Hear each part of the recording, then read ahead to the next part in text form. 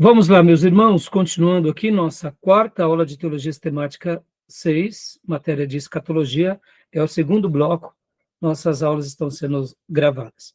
Vamos concluir agora essa questão da interpretação alegórica do Apocalipse. A Beatriz fez uma pergunta no intervalo. Diga, Beatriz, qual era mesmo a sua pergunta? Eu perguntei referente a pessoas que pegam o Apocalipse e fazem uma interpretação alegórica, e depois aplica assim de uma forma prática, digamos assim, alegoriza tudo. As taças, as pessoas, os animais. Então, sua pergunta é se isso é certo, né? Isso.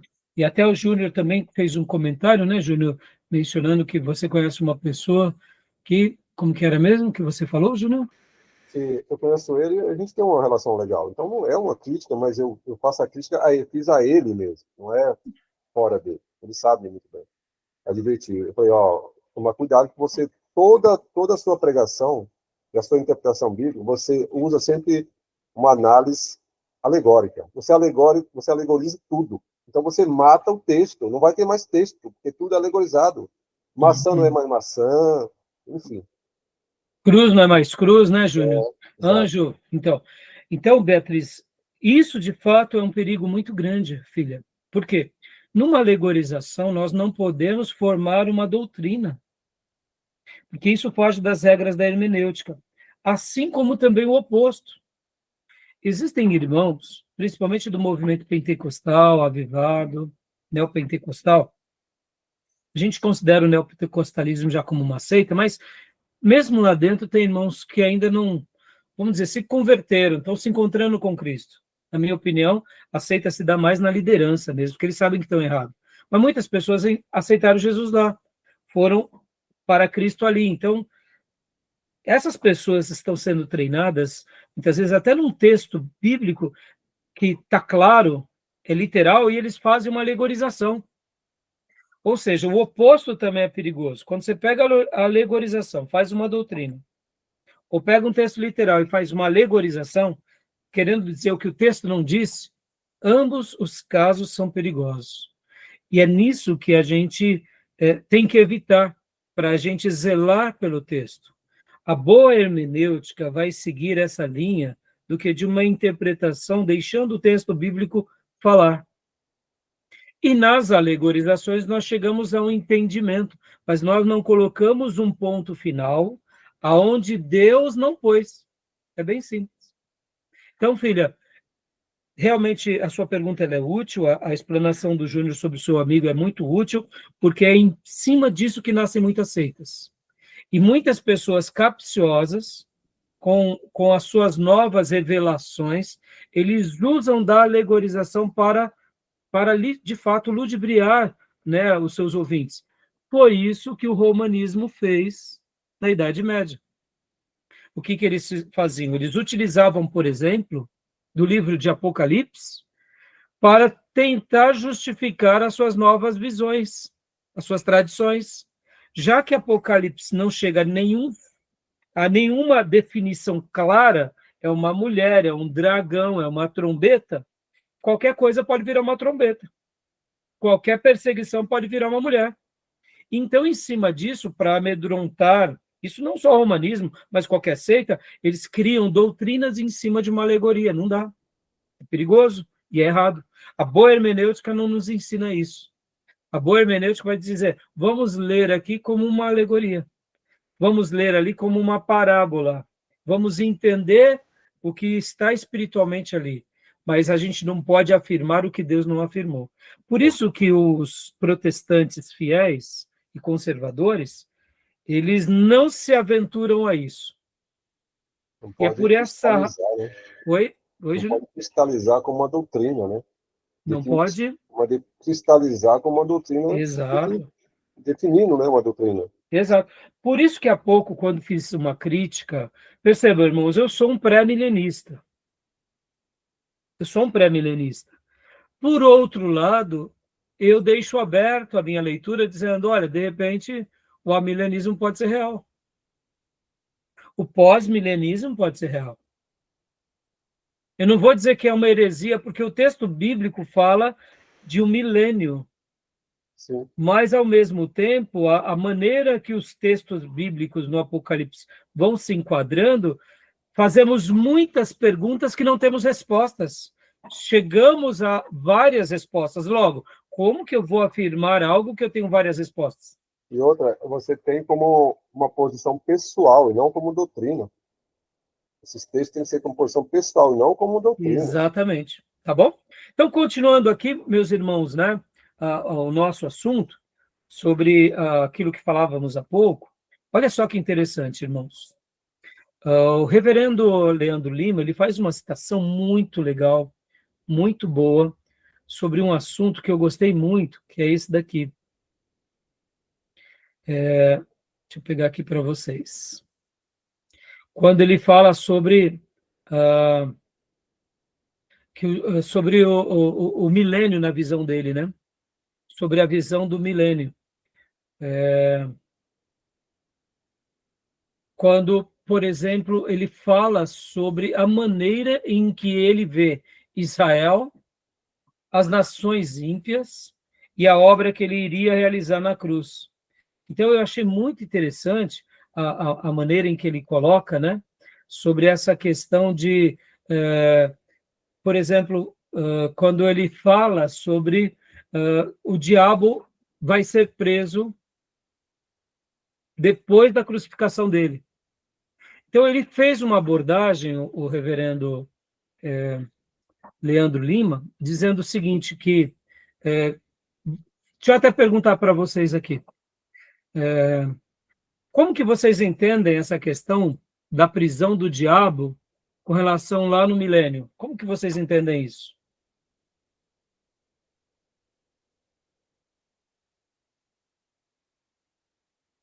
Eu acho que vai ser literal, né? Tipo, vai ficar lá preso, né? Tem até, eu vou falar bastante. A pessoa está tão acostumada a pôr a culpa no diabo que a hora que ele estiver preso ninguém vai perceber, né? Vai continuar falando. Tudo é o diabo. Exatamente, ele leva a culpa por tudo. Mas percebam, irmãos, quando a gente faz a leitura pré-milenista e pré-tribulacionista, e aí a gente vai, como eu já disse, né, essa ideia aqui desse quadro, olha só que interessante, que a gente entra para o milênio, né, ou seja, no milênio, segundo essa visão, que a gente é a mais aventada, aqui terá dois tipos de natureza, os cristãos ressurretos e o mundo normal, né? Ou seja, essa visão, de fato, percebam, como é complicado essa leitura. A gente tem que admitir que é complicado. Deus pode tudo, meus irmãos, mas a gente tem que ser coerente com as questões que a gente lê, né? Então, de imaginar que no milênio aqui haverá pessoas que voltaram com Cristo das bodas e estarão aqui, e pessoas de carne e osso normal que pecam que estarão aqui. Aí o diabo é preso por 1000 anos e depois ele é solto para mais uma rebelião. Querendo ou não, dá uma ideia, assim, um pouco incompreensível. A gente aceita pelo texto, mas para a gente compreender, eu sei que muitas coisas nas escrituras a gente não vai compreender na sua totalidade, mas essa é uma daquelas que geram em nós certas dúvidas. Essa questão de dois tipos de habitantes no planeta, né? E, de fato, o diabo preso só e solto para mais uma rebelião aqui no final. Então, o reverendo Leandro Lima, ele fala sobre essa prisão do diabo, como ele enxerga essa prisão do diabo. E olha só que interessante. Eu posso só rapidinho comentar? Eu entendo como literal essa passagem também do diabo preso. Porque a Bíblia fala de duas ressurreições só, né? A dos justos e a dos ímpios. E fala que quando Jesus vier para destruir a besta, o falso profeta, que é o anticristo, ali na Bíblia, pelo menos, só está escrito que ele destrói a besta e o falso profeta. E quando você olha para as pragas e para as trombetas e para as taças, você vê que ele é sempre falando assim, e 1/3 dos homens foram mortos. Ele não fala que foram todos os homens mortos. Então, eu acredito que quando Jesus voltar, os justos passarão desse tempo presente para o milênio, enquanto ainda haverá homens na terra que são os ímpios.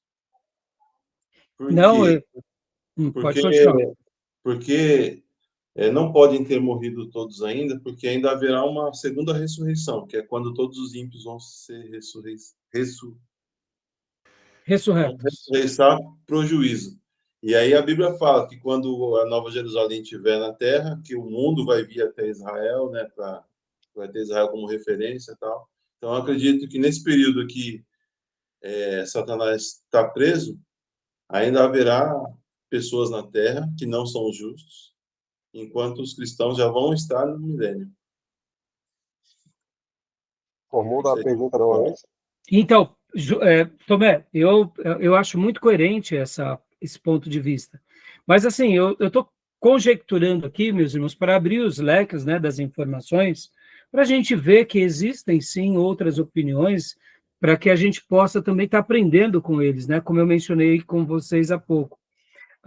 E o reverendo Leandro Lima, quando ele fala sobre a prisão de Satanás, ou a prisão do diabo, ele faz um comentário muito curioso, comparando Israel, a obra de Jesus. Ele disse que ele vai ser preso ou está preso? Então, é esse que é o ponto, Júnior. Olha só.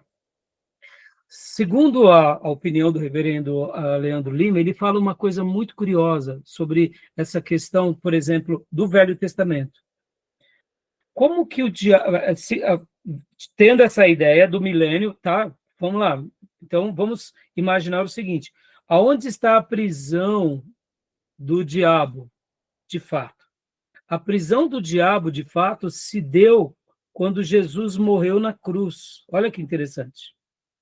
Irmãos, eu não estou dizendo que eu creio, então eu estou conjecturando aqui com vocês para a gente poder comentar, aprender e ver outras opiniões e alguns textos bíblicos que fazem até certas menções, né, sobre alguns acontecimentos. Por exemplo, qual que é a ideia dele, irmãos?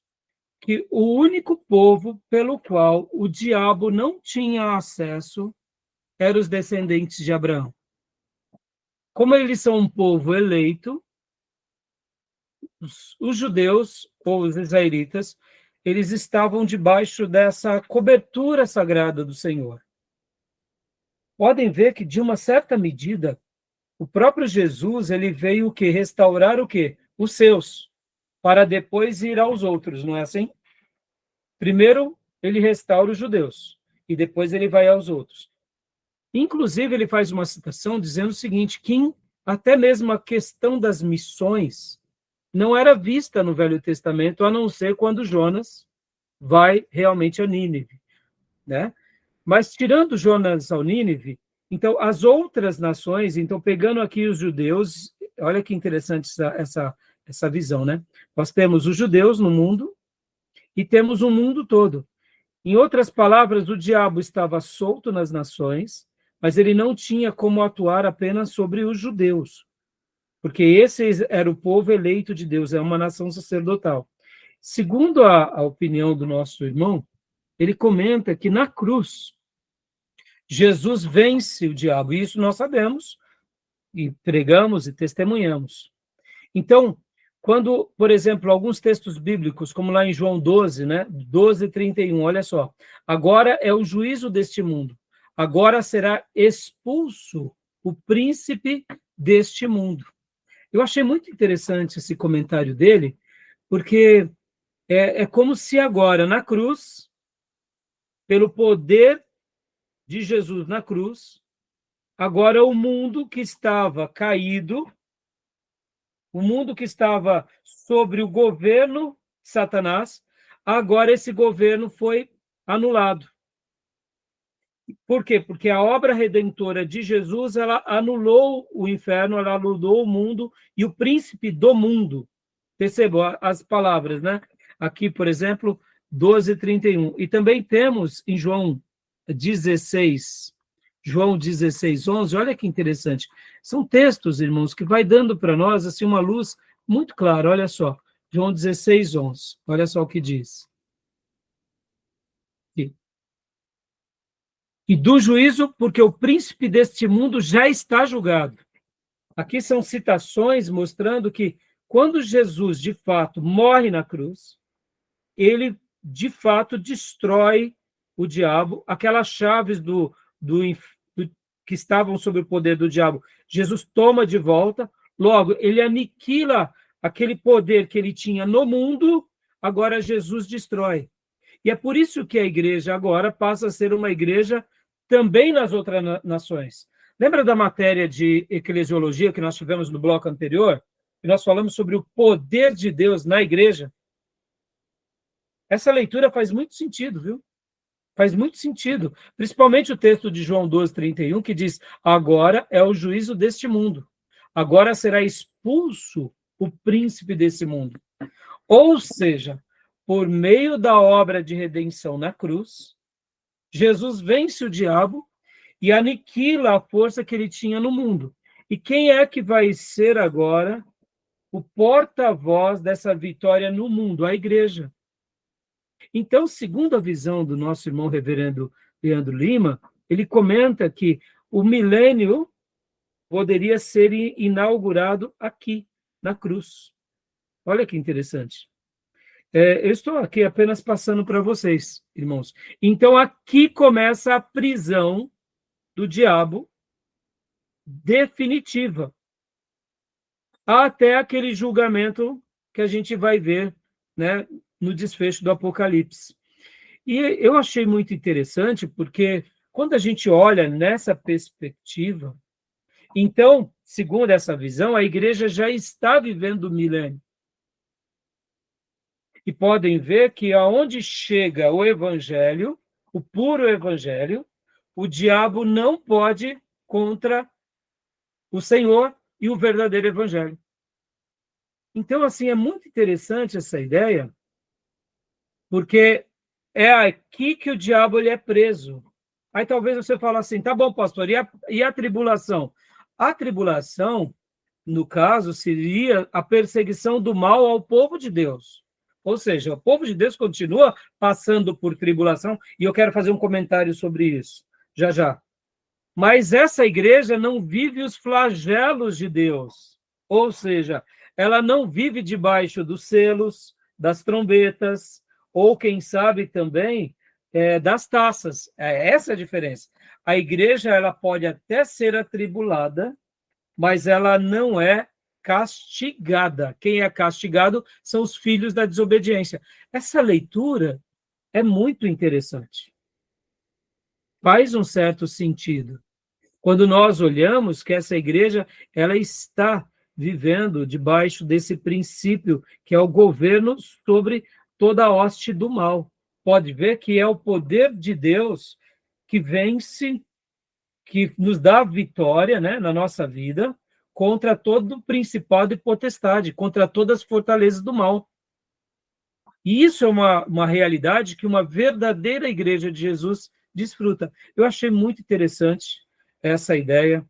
E o que vocês acham dessa opinião, irmãos? Já ouviram alguma coisa a respeito disso? Não? Então, quero fazer aqui mais um comentário aqui. Por exemplo, irmãos, lembra que na última aula nós falamos sobre a questão da tribulação? Lembra que nós comentamos um pouco sobre a questão da tribulação? Nós, ao lermos esse quadro aqui, nós falamos que a tribulação está aqui nesse período de 7 anos. Mas quando nós olhamos o quadro maior, como a igreja mesmo de Jesus, pode ver, a tribulação esteve durante todo o povo de Deus, desde os dias de Abraão, aqui, até mesmo os dias de Davi e os dias de Jesus, da igreja primitiva, a tribulação sempre esteve presente. Então, olha só o que eu queria até comentar aqui com vocês. Eu, enquanto fazia minhas lições de casa, irmãos, eu lembrei, por exemplo, da destruição do templo no ano 70, com o general Tito. Não pensem vocês que os nossos irmãos cristãos, eles passaram por uma tribulação violenta aqui.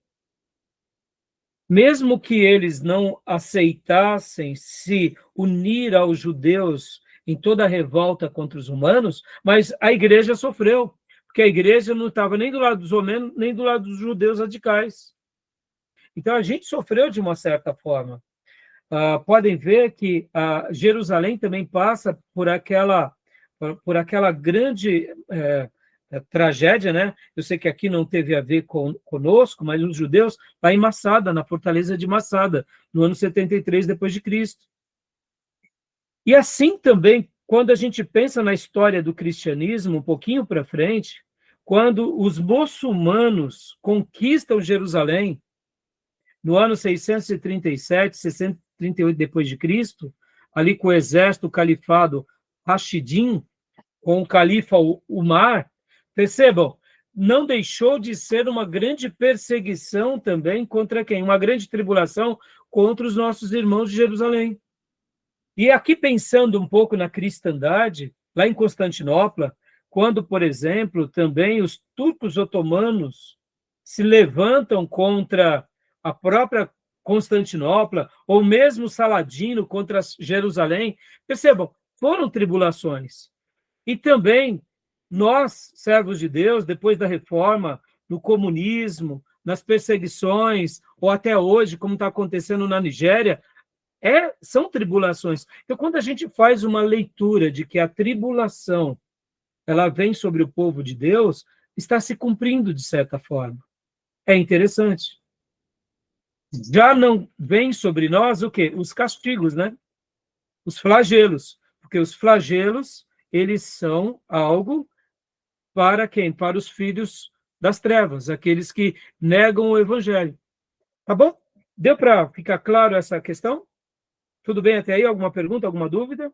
Estou aqui dando as informações, meus irmãos. Eu gosto mais da leitura, como o Tomé mencionou há pouco, pré-tribulacionista, ou melhor, né?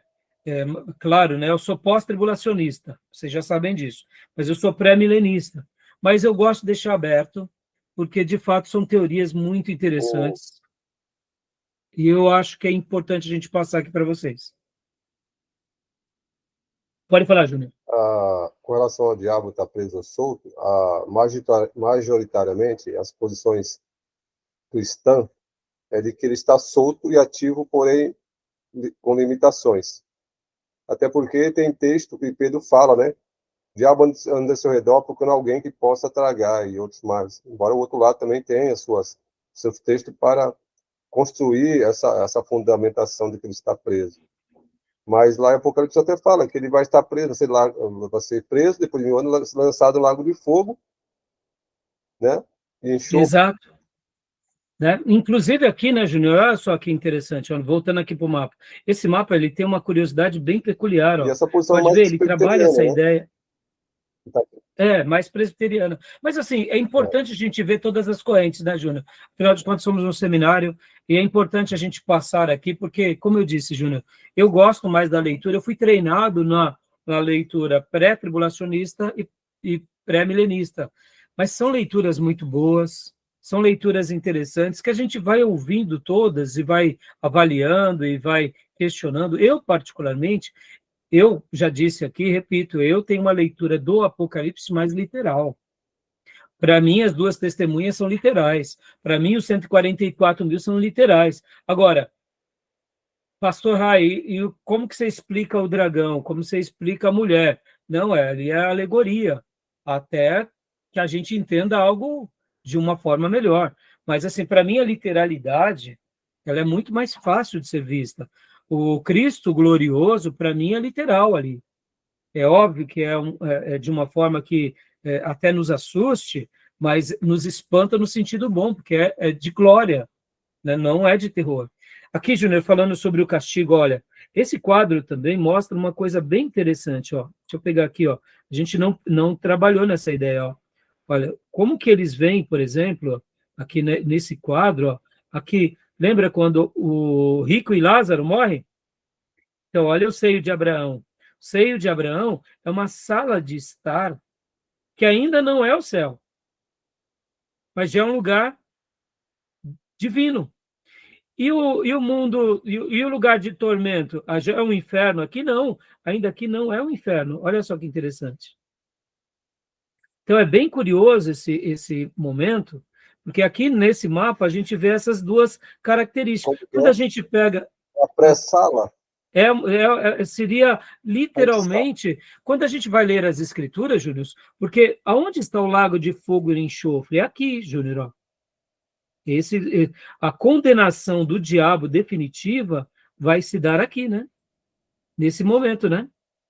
Aqui nesse episódio final. Então, é muito curioso essa ideia, né?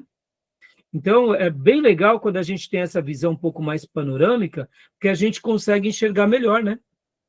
Não é verdade? Aqui, hoje, quando morremos, os servos de Deus vai para o seio de Abraão. O que seria o seio de Abraão, se não uma sala de estar divina? Né? Nesse lugar aqui. O paraíso? O paraíso, então, percebam, o paraíso que Jesus fala ali naquela que nós chamamos de parábola de Rico e o Lázaro, só que olha que interessante, o texto bíblico nessa história não diz que é uma parábola. Jesus diz, existia, nós fazemos uma leitura como se fosse. Mas o texto bíblico não diz que é uma parábola, né? Na minha opinião, o texto bíblico ali de Rico e do Lázaro, Jesus ele está descortinando o mundo espiritual.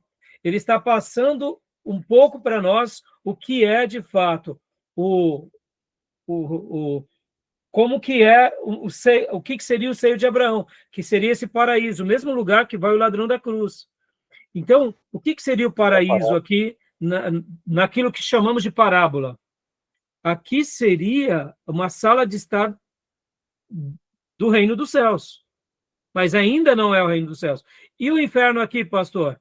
Aqui é uma sala de estar do inferno, mas ainda não é o inferno, porque o inferno mesmo vai ser esse lugar aqui, aonde o diabo vai ser lançado juntamente com todos aqueles que não estão escritos no livro da vida. Podem ver que a Bíblia, irmãos, olha que curioso, quando a gente fala, né, que o inferno foi criado, ele foi criado para quem? A Bíblia vai falar que o inferno foi criado para Satanás e para os demônios. O inferno não foi criado para o ser humano. O ser humano vai para lá porque eles não acreditam no presente de Deus. Se o diabo está preso, está onde? Preso aonde? Então, por isso, né, Júnior, que você vê, quando entra nessas explicações, por isso que eu falo para vocês, hoje, por exemplo, Júnior, você concorda que o diabo ele está solto no mundo? Mas na vida de alguém que é lavado e remido, ele não tem acesso. O diabo ele tem um território que ele, vamos dizer assim, que ele cirandeia. Qual é o território dele? É o pecado. Sim. Quem não está no pecado, ele não tem acesso. Ele joga os dardos inflamados. Então, nessa perspectiva, quando nós estamos nas mãos de Jesus, o diabo não tem poder sobre nós. Só que e o diabo, ele não opera, às vezes o chefe, o Satanás, muitas vezes não está em operação. Quem está são os demônios. Sim, mas mesmo os demônios, né, Júnior? Pode ver, sobre um verdadeiro cristão, o diabo pode até se levantar, mas ele não consegue dominar. Ele lança os seus dardos inflamáveis, ele pode até, como a Bíblia fala, se Deus permitir, ele pode até matar o servo de Deus, mas ele não tem o poder sobre a alma da pessoa. Sim, botar isso tem, isso aí eu sei, mas estou falando sobre a questão o príncipe, né, o Satanás, ele está preso aonde? Porque a ideia de estar preso, pela interpretação. Inclusive, tem uma passagem que Paulo fala que entregou um discípulo para Satanás, né? Por quê, né, Tomé? Por que ele faz isso? Porque ele estava vivendo em pecado, né? Entendam. Eu digo assim, Satanás não está preso, né? Por isso que eu estou conjecturando aqui, irmãos, mostrando que o texto que nós lemos sobre a prisão, como eu falei para vocês, lá de João 12, 31, agora é o juízo deste mundo. Agora será expulso o príncipe deste mundo. Essas palavras de Jesus, como em outros textos, demonstram que, de certa medida, antes da crucificação, o diabo ele tinha um livre acesso no mundo. Mas agora, com o poder da cruz, com o poder de Jesus, ele foi limitado mais. Então, segundo essa leitura, é onde ele é amarrado.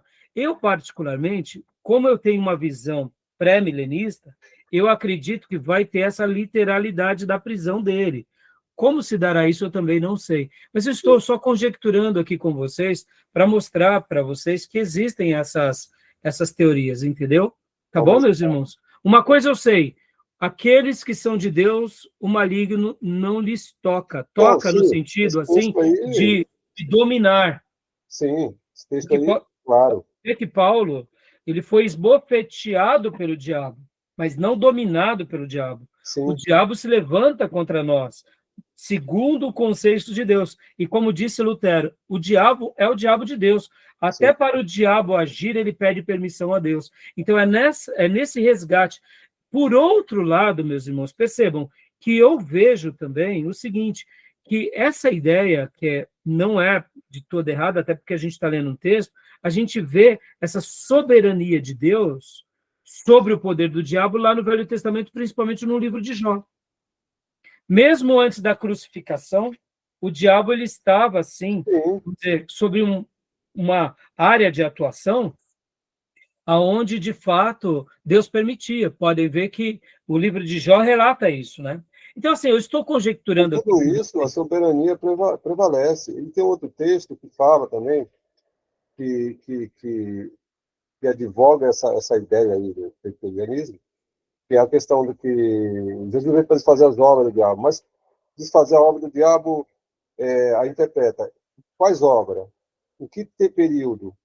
Porque se foi naquele tempo, se foi na obra de Cristo, ok, se foi para a salvação, qual foi o propósito? Porque o diabo não continua operando aí.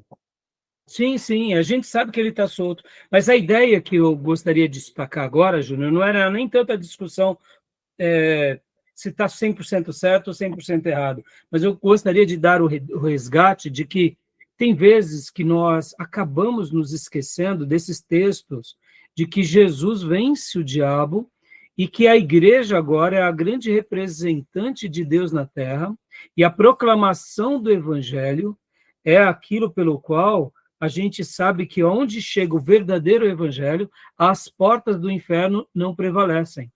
Então, essa dimensão do governo de Deus que foi dado, esse poder que foi dado à igreja, muitas vezes a gente deixa essas verdades por uma questão futura, sendo que também o texto advoga por uma questão presente. E talvez seja essa o meu cuidado aqui de querer mostrar, entendeu? Tá bom? E última coisa, irmãos, para a gente finalizar isso e para os slides agora do Gruden, eu achei muito interessante, quando o reverendo Leandro Lima comenta sobre o reino milenar, ele separa de duas formas. Ele diz que o reino milenar está dividido no mundo espiritual, nos céus, e na terra, sendo que os servos de Deus, dando essa ideia de enquanto estamos aqui militando. Ou seja, no momento em que os servos de Deus, por exemplo, da igreja primitiva, já passaram, já foram recolhidos, já estão descansando no seio de Abraão, já seria uma das áreas onde esse mundo espiritual já está em exercício. E na terra seria onde os servos de Deus, onde não há o poder do inimigo, ou seja, o reino milenar estaria dividido entre a espiritualidade e o mundo físico, enquanto acontece. Eu achei interessante, estou passando aqui para vocês, depois vocês vão pesquisar mais no material que eu dei, e ali a gente continua os nossos debates no WhatsApp, tá bom? Tá joia? O Pedro fala que ele anda em redor procurando alguém que possa cagar. Jesus falou que ele é o príncipe desse mundo. Paulo fala que ele está nas regiões celestiais, lá em Efésio. Entendeu? Aquela Efésio 4, né? E tem vários textos. Sim. Não, mas eu achei interessante, Júnior, eu quis passar para vocês essas informações, né? É interessante. Né? Então, tá bom, meus irmãos? Tudo bem até aí? Tranquilo? Vamos agora para o livro-texto, capítulo de número... capítulo tem uma de dúvida. número 56. Hã? Eu tenho uma dúvida. Eu. Voltando lá no desenho que o pastor estava mostrando da pré-sala, dos dois lados, Geralmente a dúvida que fica é o que vai acontecer depois, né? Da partida nossa. Porque o julgamento ele não vai acontecer imediatamente, né? A pessoa morreu, já vai ser julgado. Vai ter que aguardar. Então, é assim, é aí onde entra, Beatriz, olha que interessante, a gente já vai trabalhar agora no juízo final. Perceba que, diante desse quadro, que é o quadro onde seria o pré-tribulacionista e o pré-milenista, até o julgamento são dois. Temos o tribunal de Cristo, que acontece aqui no arrebatamento, que acontece aqui na volta de Jesus, depois das bodas do Cordeiro, e depois nós temos o tribunal do trono branco, que seria aqui quando Deus abre os livros e vem o nome de todos aqueles que não estão escritos no livro da vida. Então, segundo a teoria pré-tribulacionista e pré-milenista, nós temos dois julgamentos. Um julgamento que é o de tribunal de Cristo. Mas peraí, então, qual é a diferença de um julgamento para o outro? No tribunal de Cristo, aqui, tribunal de Cristo, nós estaremos sendo julgados por aquilo que deixamos de fazer. Logo, recompensados com os galardões por aquilo que fizemos. Então, esse é um julgamento, segundo essa compreensão, para os salvos. E o trono branco seria aquele pelo qual Deus julgará os ímpios. Deus fará com que os ímpios sejam julgados, porque os seus nomes não foram achados no livro da vida do Cordeiro, e ali será aquela grande condenação. Então, percebam, é curioso que essa é uma leitura que fazemos de acordo com os textos. E, biblicamente, dá margem para esses dois tribunais. Agora eu pergunto, vamos lá, mais uma vez. Não poderia ser somente um grande julgamento para todos? Você entende? Quando a gente tem a interpretação, como eu falei para vocês há pouco, da teoria da recapitulação ou paralelismo progressivo, não poderia ser também um único grande julgamento? Assim como o Armagedon não poderia, junto com Gog e Magog, ser uma única coisa? Percebam, a gente vai criando os nossos quadros e eles vão dando uma agenda e, querendo ou não, a gente cria um cenário ou uma ficção. Se a gente sabe disso e deixa aberto, não categoriza como uma revelação, tudo bem. O problema é quando a gente fecha, né? Então, por exemplo, se Deus quisesse fazer só um grande julgamento para os seus filhos e para os ímpios, qual o problema? Lembram que lá em Mateus, o Senhor não separa os bodes das ovelhas? Então, lá, percebam, lá em Mateus, no Sermão dos Sinais dos Tempos, dá a ideia de um só julgamento, né? Não dá a ideia de dois. Mas outros textos bíblicos, a ideia que parece que é separação. Perceba como esses assuntos são complexos, irmãos. Estão entendendo? Eu estou mostrando aqui tudo isso para vocês por isso. E voltando à sua pergunta, Beatriz, mais uma vez aqui, né? Então, Beatriz, quando nós morremos, a Bíblia nos assegura que a gente vai para o paraíso. Aí eu te pergunto, o paraíso já é o céu? O paraíso já é o milênio? O paraíso já é a eternidade? Não.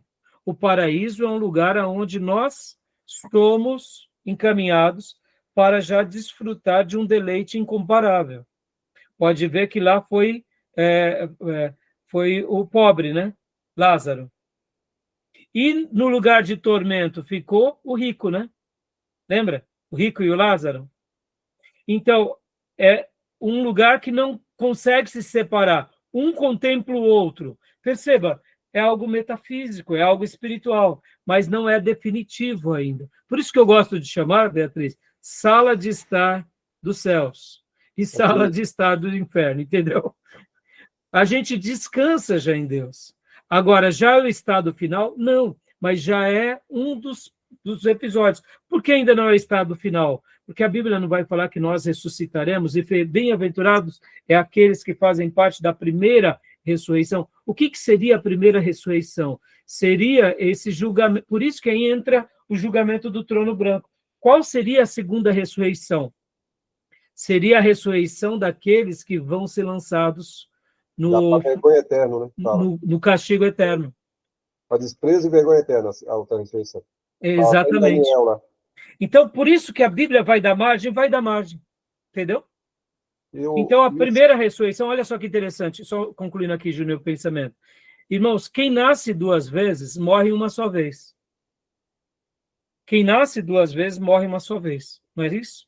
Eu nasci humanamente e eu nasci de novo. Eu morro só uma. Eu não morro 2 vezes. Mas quem nasceu só uma vez e não passou pelo segundo nascimento, morre 2 vezes.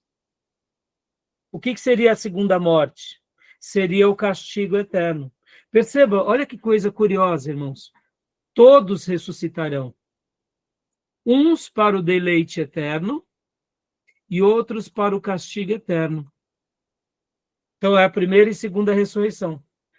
E aí é uma força de expressão, né? A segunda morte, porque mesmo os incrédulos não vão ter morte, porque não vai haver extinção da pessoa. Sim, mas aí é uma figura de linguagem dando aquela ideia de morte eterna, né, Júnior? Para Deus, porque não tem mais comunhão com Deus. Né? Não vai ter mais. Perdeu praticamente as possibilidades todas, né? Então, tá dando para compreender? Ficou claro? Beleza, meus irmãos? Tudo bem até aí? Olha, essa leitura, que é a leitura baseada mais na alegorização, eu acho ela muito interessante, vale a pena a gente estudar mais, porque, meus irmãos, vamos aprender com a palavra. Parafraseando mais uma vez, a Bíblia é infalível, mas as nossas leituras sobre as profecias do futuro, que ainda não foram reveladas, pode ser falível. Então, o Apocalipse é um livro repleto de teologia, mas repleto também de alegorias, como disse, né, o reverendo também Leandro Lima. E é verdade, irmãos. A gente tem que aprender a dar uma mão à palmatória, porque senão a gente pode cair em heresias. Beatriz, vai depender do corpo, né? Oi? Desculpa. A ressurreição, a trombeta, a ressurreição, vai receber o corpo para ser transformado, né? Sim, o corpo glorificado, né? Agora, olha só que interessante. Lembra que você disse na primeira aula de hoje, Beatriz, falando, pastor, e como que a gente lê o Apocalipse? Como que a gente prega o Apocalipse? Naquilo que a Bíblia fala sobre, por exemplo, as grandes canções. Olha como o livro de Apocalipse tem canções, tem brados de vitória, tem o triunfo das almas que não se dobraram ao anticristo, não se curvaram ao pecado. Morreram e foram salvos. Então, percebam, como que nós falamos e pregamos ele? Nós mostramos as verdades teológicas.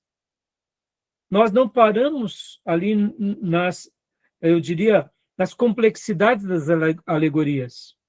Nós narramos, por exemplo, a vitória dos santos, que eles estão com palmeiras nas mãos, cantando ao Cordeiro, triunfando. Nós vislumbramos a glória dos redimidos, o triunfo dos eleitos. Porque, na realidade, é aquilo que eu disse desde o primeiro dia de aula, irmãos. O Apocalipse, para os salvos, não é o castigo, é o retorno ao paraíso. É um triunfo de vitória. É o castigo para os ímpios. Para eles, sim, é um lugar de castigo e de tormento. Mas, para nós, é o grande advento do quê? Do nosso reencontro com o nosso Deus para uma vida de gozo para sempre. Então, não é o final de tudo, mas é o retorno ao paraíso. Entendeu? Então, assim, a gente deve se fixar e falar e fazer a aplicação com as verdades espirituais.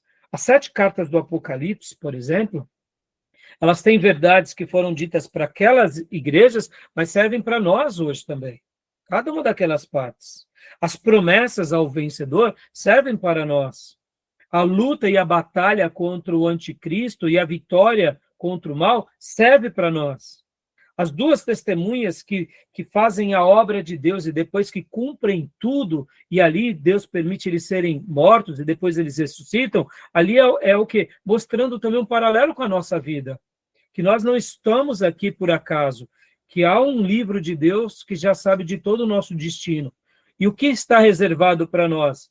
O que está reservado e o que Deus deseja é que a gente permaneça fiel até a morte. Então percebam que essas descrições, essas citações, quando a gente, mesmo no meio de toda a alegorização, extrai a verdade, né, que um dia nós entraremos numa Canaã celestial, na Nova Jerusalém, que esse lugar é o nosso lugar, que nós somos peregrinos nessa terra, que nós somos embaixadores nessa terra, que um dia entraremos, são as verdades que a gente tem que resgatar, tá bom? Então fica tudo muito claro diante disso. Porque podem ver, meus irmãos, se até João se confundiu, quem dera a gente. Ó, deixa eu citar duas grandes confusões de João, tá?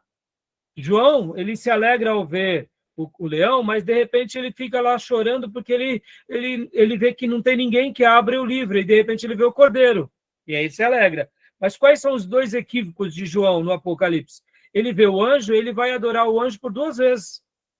E o anjo diz, não, João, se levanta. Ora, se João errou e foi advertido com misericórdia, a gente vai errar também nas nossas leituras.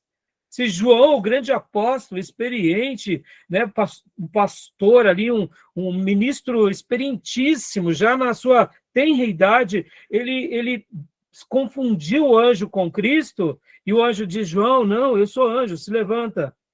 O que eu quero dizer com isso? Será que a gente não vai estar também fazendo leituras, muitas vezes enviesadas, repleta eu diria, de uma agenda, repleta também de uma ficção, hora que a gente aprendeu, hora que a gente criou, hora que a gente espera sem o devido cuidado? Por isso que eu deixo aqui essas informações para a gente poder aprender, né, um pouquinho mais, tá bom? Beleza? Então vamos lá para os slides agora, né? Vamos lá para os slides, vamos ler rapidinho os slides. E hoje, irmãos, a partir de agora, a gente vai seguir agora o resumo do Gruden, tá? Então, o que eu ia pedir para vocês é para vocês deixarem aí o livro aberto, no capítulo 56, e a gente vai estar acompanhando o quê? A gente vai estar acompanhando principalmente os resumos. E qualquer dúvida do texto, a gente volta, né? A gente vai lá no texto do Gruden, tá bom? Então, o juízo final e o castigo eterno. Leia para nós, Beatriz, por gentileza, né? Principalmente os textos, e só ler a primeira parte, são muitos versículos, né? Então, só ler o primeiro versículo. Características do juízo. Haverá um grande julgamento final de crentes e incrédulos. Apocalipse 20, do 11 ao 15. O juízo final ocorrerá depois do milênio da rebelião que ocorrerá no final deste período. Apocalipse 21 ao 6. Jesus Cristo será o juiz, segundo Timóteo 4:1. Olha só, aqui o Gruden também, percebam, irmãos, tem horas que, por mais que tenhamos uma linha, a gente acaba fazendo alguns apontamentos. O juízo final ocorrerá após o milênio. Indiferente se você é um amilenista, ou seja, o milênio já está sendo vivido por Cristo e ele, em algum período, acabará, e aí Jesus irá julgar todas as coisas, ou se você é um pós-milenista, né, em algum período o cristianismo passa a viver o milênio, e quando ele passa a viver o milênio, chega, ou mesmo um pré-milenista, que começa o milênio, tem 1000 anos, e aí vem. Ou seja, o juízo final se dá onde? No final, né? Tá bom? E quem é o juiz? É o nosso Cristo, né? O nosso grande Salvador. Vou continuando aqui. Pode ler para nós, Beatriz, por gentileza? Os incrédulos serão julgados. Apocalipse 20, 12 ao 13. Só um minuto, né? Características do juízo. Como que será feito? Então, leia para mim, mais uma vez, por gentileza. Os incrédulos serão julgados. Apocalipse 20, do 11 ao 13. 12 ao 13. Os crentes serão julgados, em Romanos 14, 10. Os anjos serão julgados, segundo Pedro 2, 4.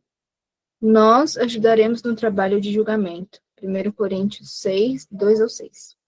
Olha só que interessante, né? Então, percebam que aqui, se nós não... Irmãos, olha só, eu gosto, como eu disse para vocês e repito, eu gosto muito da leitura dispensacionalista. Eu gosto de estudar os quadros. Olha, nós estamos estudando teologia sistemática. O que é teologia sistemática, senão teologia bíblica sistematizada? Discussões da teologia na história. Eu gosto dos quadros fechados e isolados, mas percebam, uma coisa é fato: incrédulos serão julgados, crentes serão julgados, anjos serão julgados. E também, nós também estaremos ajudando de alguma forma e alguma maneira no trabalho do julgamento. Em outras palavras, quando a gente lê também, deixa só o texto bíblico falar, também a gente fica com mais certeza. Haverá o julgamento para todos, para os salvos, para os ímpios, inclusive para anjos, e no caso para demônios, né? No caso, os anjos serão julgados, dando essa ideia de anjos caídos, né? Principalmente, tá bom? Tudo bem até aí? Tranquilo? Alguma pergunta? Essa é a minha pergunta. Anjos demônios ou anjos todos os anjos? Então, a dedução que para nós é direta e imediata, Beatriz, seriam dos demônios, né? Porque os anjos, eles não estão cometendo algum delito, né? Eles, agora, pastor, mas eles são anjos perfeitos. Aí, sabe aquelas especulações que a gente faz? Eles são caídos. Caídos, né? Porque os anjos caídos são os demônios, né? Mas não deixam de ser anjos, né? Exato. Agora, se os anjos perfeitos, Deus tiver alguma coisa para eles, a Bíblia não faz apontamentos. Pode ver, eles são mensageiros de Deus, obedientes, que adoram a Deus, estão em harmonia com Deus, né? Continuando aqui, aplicação moral da doutrina do juízo. Por favor, Beatriz. Satisfaz nosso senso interior de necessidade de justiça no mundo, em Colossenses 3, 25. Capacita-nos a perdoar aos outros livremente, Romanos 12, 19. Constitui motivo para uma vida justa, Mateus 6, 20. E constitui grande motivação para a evangelização, Ezequiel 33, 11. Dando aquela ideia, né, de que nada deve ser feito nessa vida livremente sem que haja uma prestação de contas. Querendo ou não, essa ideia da prestação de contas final, ela é muito positiva.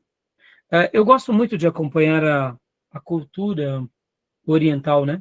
Principalmente ali japoneses, chineses, coreanos. E dentro das filosofias de vida oriental, eles têm uma ideia um pouco mística, eu sei, mas eles gostam de usar o termo assim: e se os céus te punirem? Muitas vezes, dentro do panorama, né, religioso e político de um oriental, seja ele um coreano, seja ele um japonês ou um chinês, eles acreditam que há uma intervenção espiritual que recai sobre cada pessoa. Percebam, todos nós precisamos estar vivendo debaixo disso, porque na hora que a gente omite o juízo, o ser humano não tem freio e não tem contrafreio.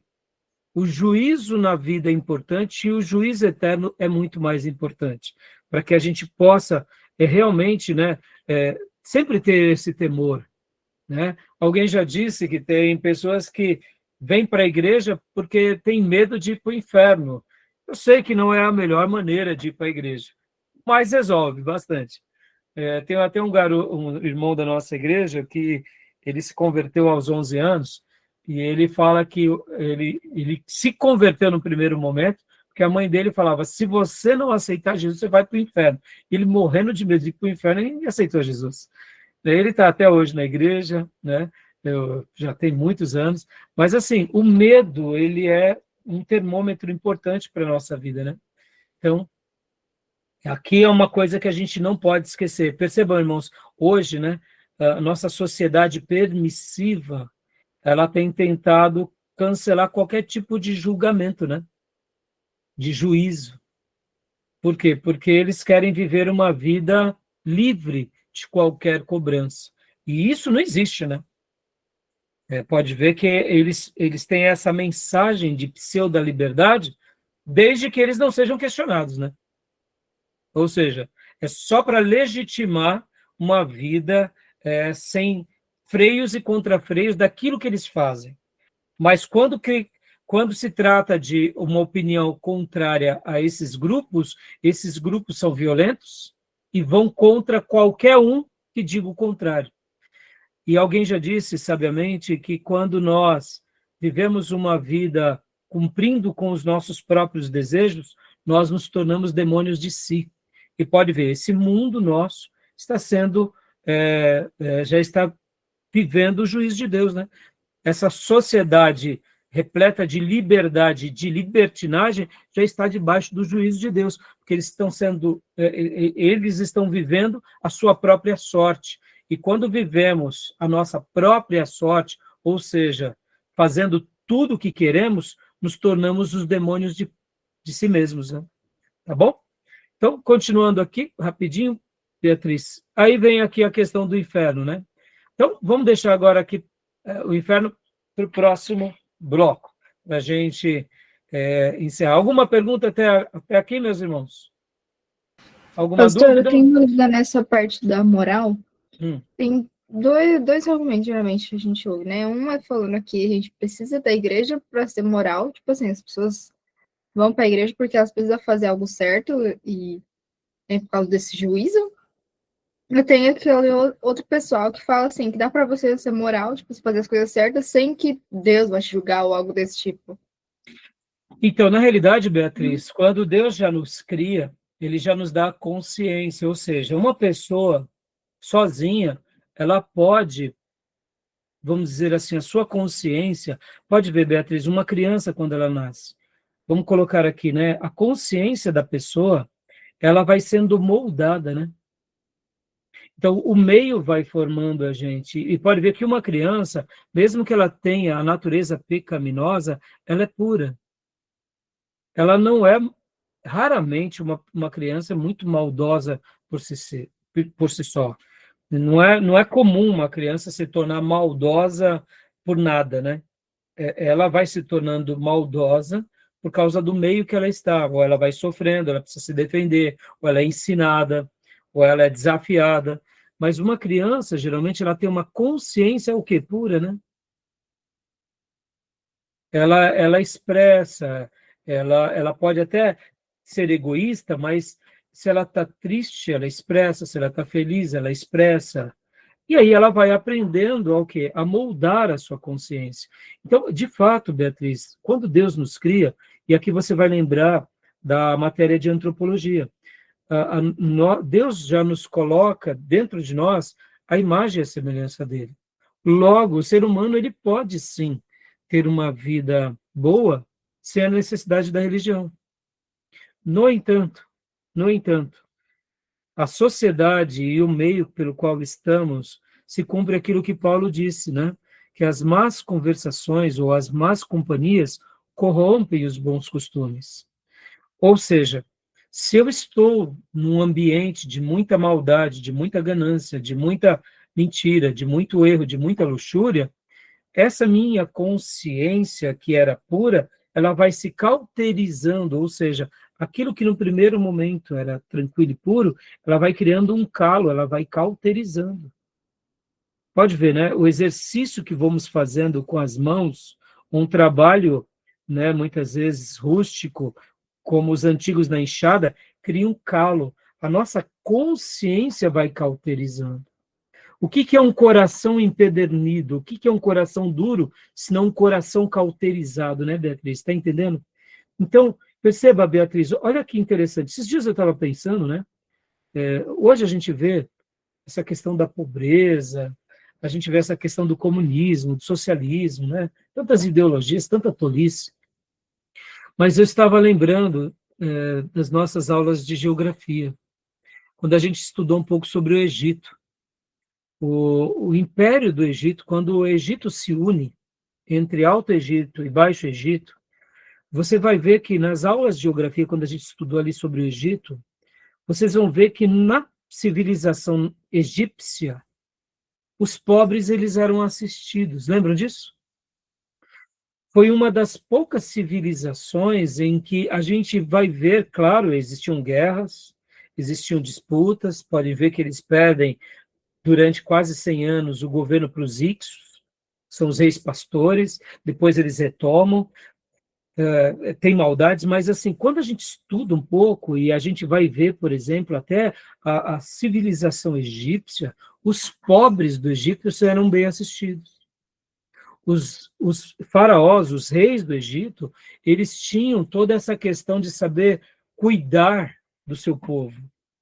Percebam, era uma religião pagã, eram uma dinastia, e não só uma dinastia, mas uma civilização, que foi muito longeva. A gente começa ali a história da União do Egito por volta do ano 3000 a.C., e vai parar somente quase ali perto de Cristo, com Cleópatra, com os romanos, ou seja, uma civilização de quase 4.000 anos, Beatriz e irmãos.